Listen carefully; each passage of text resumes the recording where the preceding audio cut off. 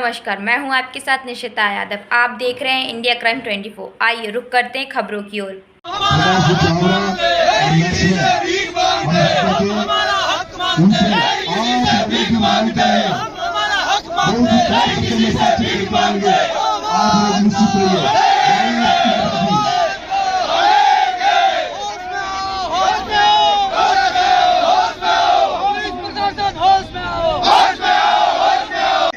सारा एक आ देंगे, मैं किधर देख लूंगा कि कौन कौन सा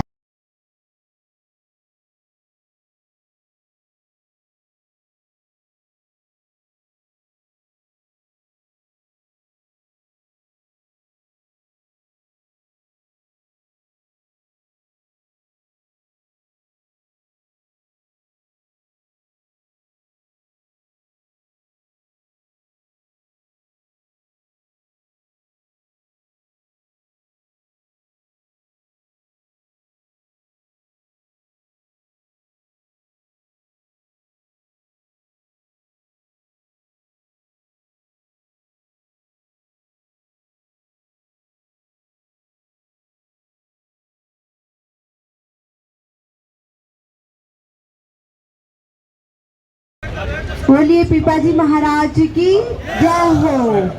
यहाँ पर मेरे ज्येष्ठ और श्रेष्ठ जो भी भाई बंधु परिवार के सदस्य हैं, संगठित परिवार के सदस्य हैं, जिस तरीके से आज हमारे समाज की भूमि पर अतिक्रमणकारियों ने जमीन पर कब्जा कर लिया है, तो हम सबको एक परिवार की तरह संगठित होकर संघर्ष करना है।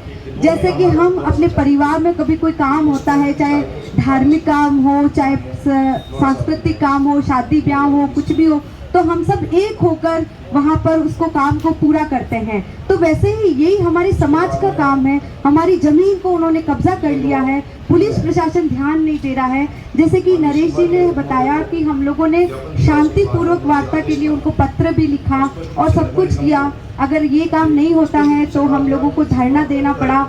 और आज मातृशक्ति औरतें कब घर से बाहर निकलती है, लेकिन आज जब हमारे घर पे संकट आएगा तो मातृशक्ति सड़क पर बैठी है। तो शर्म आनी चाहिए इन प्रशासन और जिला कलेक्टर साहब को कि हमारी मातृशक्ति सड़क पर आकर धरना दे रही है।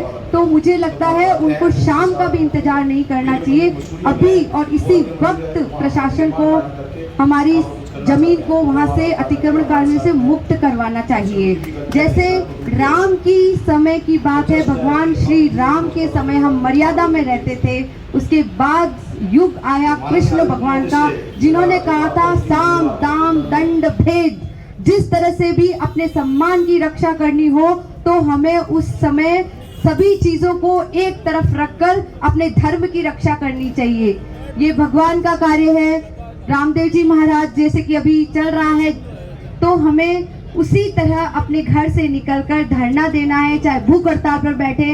मैं भारतीय जनता पार्टी से हूं और मैं चाहती हूं कि मुख्यमंत्री जी तक ये आवाज जानी चाहिए कि हमें अपनी जमीन वापस चाहिए। और हम लोग वो जमीन किसी से भीख मांगकर नहीं ले रहे हैं, ना हम उनसे वो जमीन खींच रहे हैं या हम उनसे मांग रहे हैं। वो हमारी खुद की जमीन है। हमारे पूर्वजों को वो जमीन राजा महाराजाओं की तरफ से दी गई थी। तो प्रशासन होश में आओ, होश में आओ। जय हिंद, जय भारत, वंदे मातरम।